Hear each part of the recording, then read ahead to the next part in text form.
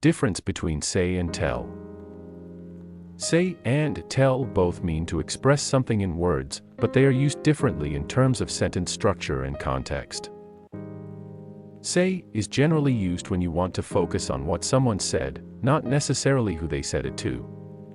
It's usually followed by the exact words or a phrase, and often used with quotation marks in reported speech.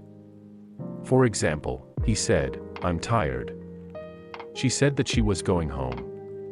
Importantly, say is not directly followed by a person.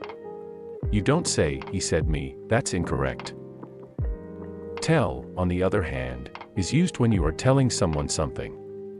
It requires a person as the object and focuses on whom you're speaking to. For example, he told me he was tired. She told her friend the truth. Tell is used with someone as the receiver of information.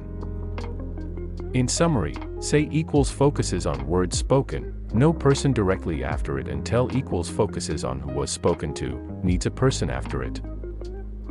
Thanks for watching. For more such informative videos, subscribe our channel and like the video.